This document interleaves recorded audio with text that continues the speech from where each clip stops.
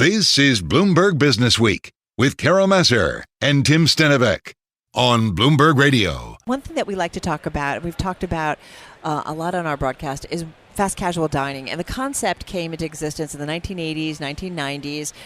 It's a given. I mean, we just take it for, granted that this is the way it can be and is.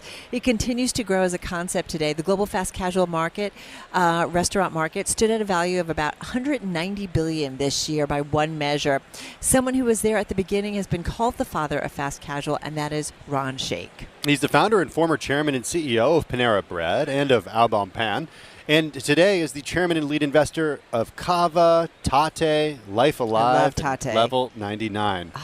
That's a very busy guy. He's also got a new book out. He does. It's called Know What Matters, Lessons from a Lifetime of Transformations. He's back in our Bloomberg Interactive Brokers studio in New York. Ron, welcome. We're so sad we're not back in the studio with you. And I have to say it's been a few years, but I remember being up in Massachusetts, sitting down for Bloomberg TV and doing an interview with you. You actually and your team set me up with the rewards program. I remember getting a card, which I think I still have in mind. Wait, is this just Are you using it, No, Carol? is that how this worked? Okay. I use it, although I use the app, and my whole family uses the app. So it's great to reconnect. How are you? And tell us about when you look more broadly at where you were, what you started, and how it is so much a part of the restaurant landscape today. It is, yeah. I'm doing great. We sold Good. Panera for $7.5 billion, and put it in good hands, and we're just applying the very same disciplines. We're picking the categories of the future, the categories with tailwinds, and then we're helping build the dominant brands in those categories. Mediterranean, positive eating, immersive entertainment, third wave bakery cafe. It's literally the same thing, transformation over and over and over. But you asked me about fast casual. It's hard for me to imagine. Yeah. I can remember 1993, 94, 95, and we were beginning to think about what fast casual could be. It was simply a reaction to what existed at that time, fast food and fine dining. And with empathy, we were looking at we were talking to consumers, and they were saying, I wanted something more. And we began to imagine if we could deliver real food, environments that engaged our customers, if we could do it with people who cared, we had the opportunity to change the currencies of that industry. The currencies of fast food were a lot of food for not a lot of money. And we began to say what we could offer is actually something that elevated people's self-esteem for just a few dollars more. What's amazing to me is that understanding, this understanding that people wanted something better, has grown into, as you put it, $190 billion. And the truth of the matter is, the number one thing in business is trying to understand with empathy what drives consumers, what matters to them, what are they going to care about tomorrow.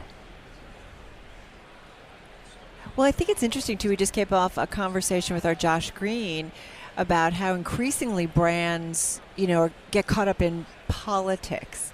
And I'm not, obviously your brands haven't, but it's just interesting that it's tough running a brand or creating a brand and making sure you're tapping in to consumers in a way that doesn't alienate, right? Or even like whether through advertising or marketing. Like, I don't know. I don't know how you think about that. The companies. There's been Disney, targeted, Budweiser that have been targeted.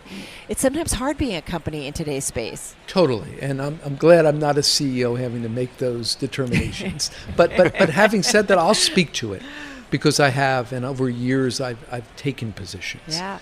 And here's the point. We don't want to allow our brands to be the bully pulpit for whatever political forces are playing out in society. We represent our shareholders. We need to be careful. But what we do want to do is take positions relative to issues of humanity. And that's very different than political stance. So let me be clear. You need to call out the atrocity of what Hamas did. Simultaneously, during the George Floyd incidents, you need to call out the lack of humanity in what happened to George Floyd. You have to call out the death of innocent children in Gaza. They're all issues of humanity. And my point is, at the core, we have a responsibility to validate and speak to the human needs of our team members and our consumers. And in every one of those cases, they are all about humanity and calling that out in a real way. Ron, it's interesting. You've used several times in our interview, which has just been a few minutes, the word empathy, and you've said humanity several times. And at the end of the day, we're talking about fast casual restaurants. Yeah. And I'm just really interested to hear this approach, whether and how it comes to your customers and how it comes to your employees and how it comes to you deciding, okay, what's the next thing that a customer is going to want tomorrow, and how is empathy tied into that? That's great, Tim. It's at the very core of everything. We're in a consumer business, and the most powerful skill in business, in leading these companies, is to feel the needs of our guests. The only reason to exist is to be a better competitive alternative. A lot of the discussion we have on these kinds of programs are about value creation. But value creation is not something I can make. It's a byproduct. It's a byproduct of what? It's a byproduct of being a better competitive alternative for some consumers. What is a better competitive alternative? It means I'm a place that my target customer are going to walk past my competitors and choose us. That's the essence of value. That's what creates value. So the means to that is understanding what drives my consumer, listening to them, and that's where empathy comes in, and then being able to do it. So the mantra in this book is tell the truth, figure out or know what matters, and then get it done. And over and over and over, that has worked. Ron, is it easier to do it in a privately held company versus a publicly held company? And you've seen both sides of that. For sure. I mean, the less the constituents, the easier it is for all of us. Having said that, we just were involved in the IPO of Cava. Cava is a superb public company, deserves to be public. But not every company does. 90% of the CEOs I talk to who go public live to regret it. I don't think that's going to happen in Cava. Cava is a powerfully strong brand. It exists in a category with powerful tailwinds, Mediterranean. And Mediterranean is powerful. It's the number one diet in the country. It's got bold but familiar flavors that feel safe. And Cava has been built to be the dominant brand in that category. It's because of that, and because it's got so much growth ahead of it, which really is what drives the multiple, so much growth ahead of it, that it deserves to be a public company. It's got a management team that knows how to run a public company. It's got an organization that can run a larger organization.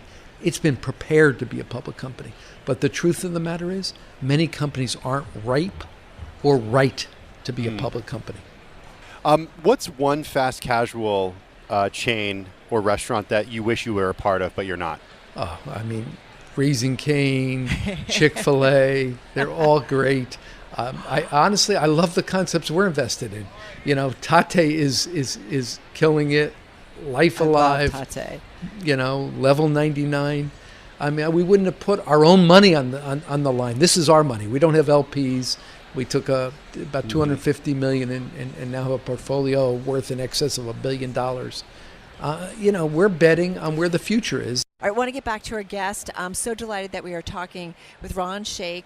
He's got a new book out, Know What Matters, Lessons from a Lifetime of Transformations. He understands this. Co-founder of Panera, Alban Penn, and investing in so many fast casual restaurant ideas and chains. Cava, that you understand. This is someone who knows how to take an idea and really bring it out. And just, in terms of trends that we now talk about so much. Ron, what I wonder about is Know What Matters. Tell us about this book and why you wanted to do it and why you wanted to do it now. I wanted this book for my kids. I wanted this book for all the companies we're investing in. There's a way to do it, a better way to do it, a way to build a company of quality and build a company that has values. And I also very much wanted to write something that broke the genre. Most of these books written by former CEOs are, stories. They're saying, I did it, I did very well. If you do like I do, you can do well. That's not the reality. Mm-hmm. This is tough stuff. And I wanted to speak about how do you do it? How do you figure out today what's going to matter tomorrow? How do you run a large public company? Thank you. How do you figure out what it means to be an entrepreneur? And then most importantly, what I wanted was to speak about the humanity of the experience of running a public company. What it means when you have people's lives on the line, when you have thousands, hundreds of thousands of people that are counting on you to make the right decision. $6, $7, $8 billion of investor capital on the line. And what that feels like sitting on your shoulders when you're taking these companies through massive transformation. So that to me is the really powerful stuff in this book, the lessons and the humanity of it, as opposed to simply the stories. I want to talk about the different constituencies that people who run public companies have to serve. They have to serve their employees, they have to serve their customers, they have to serve their shareholders, of course, as well. And I'm wondering if it's easier to do that with humanity as a privately held company than as a public company, Ron. Well, it's easier to do everything as a private company. It's simple. You have less constituents. And the more constituents you have, the more pulls in various directions you feel. You have, in a public company, you have those folks that are trading on the next inflection point, the next comps. You have those that are with you for 5 or 10 or 15 years, long-term institutional investors. That doesn't exist in a private company. Having said that, being public is right for certain companies. Cava was built to be a public company. It's going to be a great public company.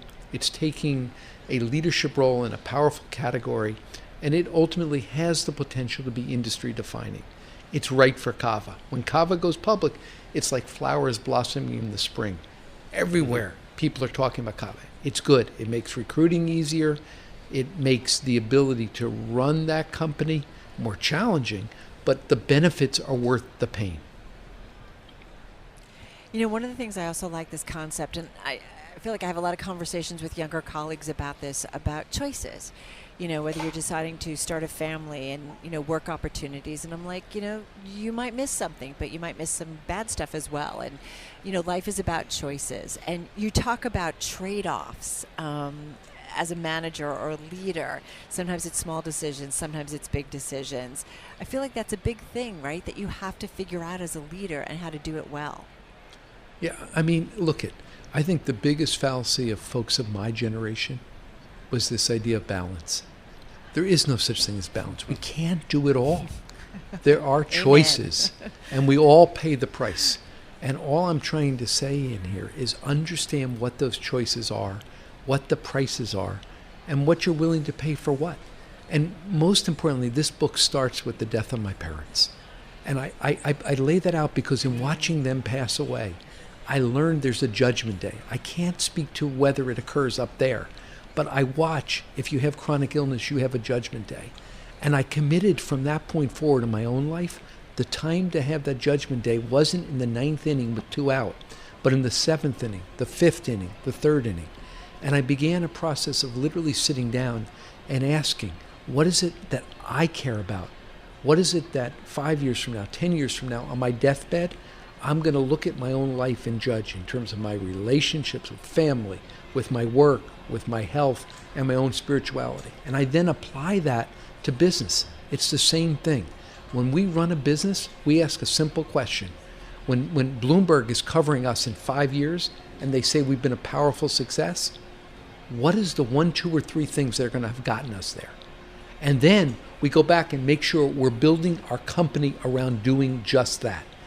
Literally in terms of the calendar of the company, in terms of the focus of the company, in terms of the activities of the company. And too often, when we're running large organizations, we're reacting to our competitors, we're reacting to the forces that are coming at us. You understand it, you're in corporate America. And the challenge really is staying focused on what matters and building systems that allow you to actually deliver on that. We have 1 minute left. What's white space that you see right now for an opportunity that doesn't exist? Fast casual is so crowded right now, Ron. Where is there an opportunity? There are great categories with tailwinds. Listen, we're in Mediterranean. We got the dominant brand. We're in positive eating. Somebody's going to crack that code. 3% of America is vegetarian, but 40% of people are eating plant forward. People want craveable wellness. Another one, I love it, immersive entertainment. We're playing it. I think it's powerful. These are the kinds of things that 3 years, 5 and 10, people are going to be talking about. And if we get this right, we're going to continue to build the dominant brands in these categories. Craveable wellness. There's your next book. I love that idea, and I agree. I've got so many nieces and stuff. They're vegetarians or various Plant variations forward. of I haven't it. heard that. Plant forward. I like that. Ron Shaich, inspirational. So great to have you back. Ron Shaich, Know What Matters: Lessons from a Lifetime of Transformations. That is his new book. Check it out. Ron, be well. Thank you so much. You're listening and watching Bloomberg Businessweek.